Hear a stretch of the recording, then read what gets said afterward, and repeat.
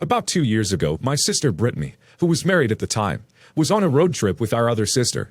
Brittany's husband called and said that he wanted a divorce, and Brittany had to cancel the trip and go back to California to deal with that situation.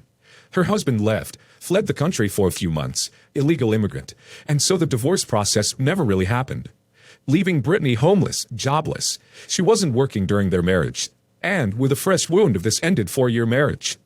Brittany was given immediate refuge at our parents' house, and stayed in their spare room. I should also say that Brittany has only ever had 2 jobs in her entire life. The first one was McDonald's when she worked for 1 week and couldn't handle it, and the second was at Walmart, where she worked for a year and then quit because of drama. Her husband supported her from the moment she met him at church when she was 20 and they started dating, and I feel she has always needed someone to take care of her. Even though our parents were accommodating and understanding, they still of course gave her a limited amount of time for her to stay with them. But if she got a job, she could pay rent, save up, and stay a little longer. She never got a job and instead focused her time into playing video games. On one of the games, she met a guy who lived in Florida, and I guess they had a little relationship, because somehow in the time where she was getting kicked out, the guy bought her a plane ticket, and she up and moved randomly to Florida to stay with him. During her time in Florida, she was also required to get a job, but for some reason didn't. Instead, she placated the guy and ensured her livelihood, her words, by sleeping with him, cooking for him and his live-in brother, and cleaning their house. It was a very grim situation after months went by, as the guy was really unfeeling and completely different once she was actually there. I started feeling really bad for her situation, and honestly, felt like she needed family and a support system to get her life in order. I talked to my husband and we agreed to let her come and live with us, because I was certain I could get her a job, help influence her into good things, and generally help her turn her life around. She arrived in February of 16, and things were great at first. I got Brittany a job at the gas station within 3 days of her being there. We set up a verbal contract where she would pay $300 a month for rent and nothing else, and her only concern was to save money so she could get her own place. The original agreement was 6 months stay, which was plenty of time in our eyes to get what she needed sorted.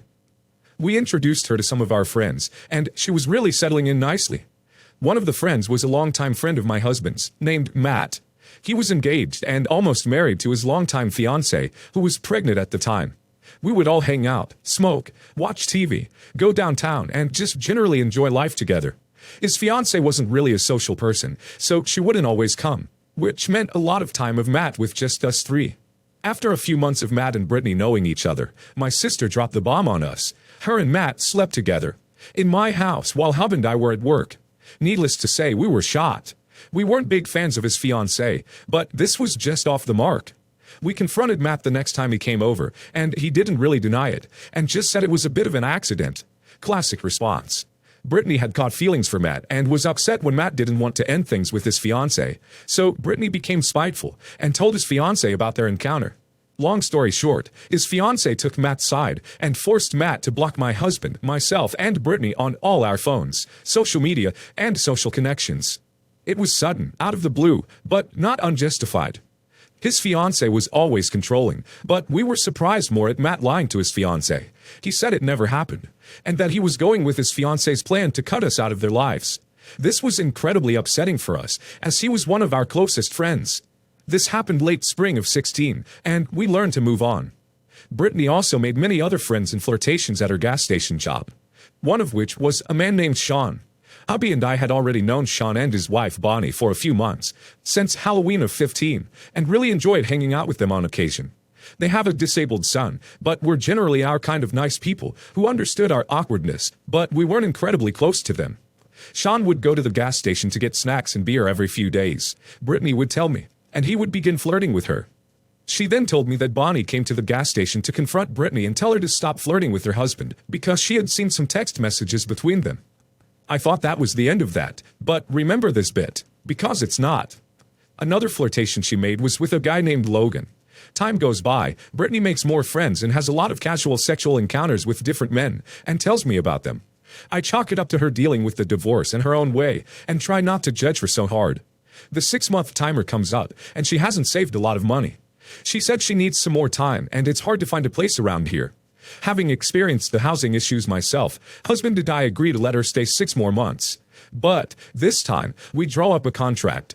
She didn't sign the contract because she thought we were being too forceful, but we still told her we expect the same out of her regardless. She was to be gone by February of this year, with some workaround room if she had proven to us that she gave a crap. Her only job at the house was to keep her room clean and to clean her bathroom, the guest bathroom, every week. Brittany started seeing a guy named Ben, who was not exactly who I would have wanted for her or anyone. He was always high on Adderall from what Brittany told me. He made most of his money from his selling of Adderall and acid. Brittany started getting really into D at this time with some of her work friends, and that Logan guy and Ben. She started popping Adderall like candy, and I was honestly concerned. I talked to her about it and said it's okay to experiment, but not to become an addict. She also wasn't home that much anymore, constantly at Logan or Ben's house, most likely doing D, and according to what she told me, and having S with Logan. Then, in February this year, everything came to a head with Brittany and her lack of money saving, or showing progress that she was going to move out or do things for herself. Her job was good, and by this time Brittany was the assistant store manager and making around $250 a week. We couldn't see where her money was going, and despite her complaining about the rent we charged her, she still hadn't saved anything. I gave her one last week as a compromise to show us that she was trying.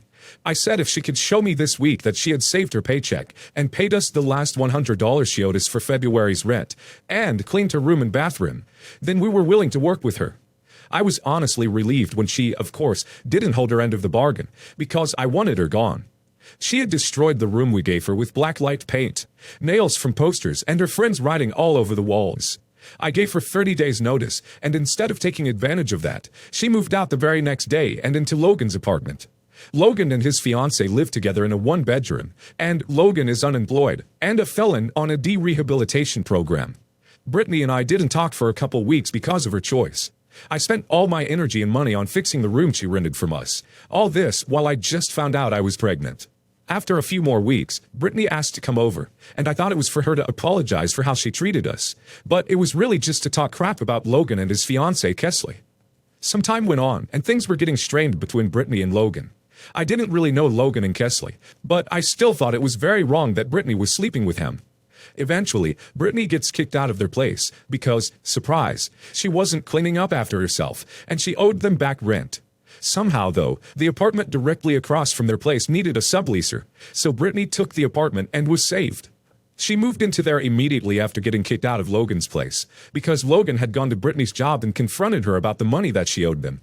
I heard two different stories as to how this next part played out, but supposedly, Logan had assaulted Brittany and threw her on the ground and burned cigarettes into her arm. Brittany got it in her head that I had something to do with this, because Logan came and talked to my husband a few days prior to the incident and asked if Brittany had a history of this type of behavior. Once again, Brittany ignored us, but began living in her apartment. The whole month of May and June, she ignored us and blocked our phones. I was deeply concerned, but being pregnant, I had my own things to worry about. At the beginning of July, I saw Brittany and gave her some mail I had of hers, and that's when she told me she got an eviction notice. She seemed really out of sorts and incredibly depressed. As her oldest sibling and sister, I of course felt terrible for her and let her know she could talk to me if she needed to. She came to my house and we started talking again, and she told me about her situation, how she didn't have enough money to pay July's rent, $650, and she was late on her bills too. She told me about her remorse with the decision she's made and how she's got her circle of friends smaller, that she got demoted at work and it made her lose any interest in anything. I had a straight talk with her about responsibility, and I honestly believed she was finally getting the wake-up call she needed. Then, as we were talking, she tells me how she slept with Sean, Bonnie's husband. This was an instant shock to me. Sean and Bonnie, to me, were some of the nicest people I had known.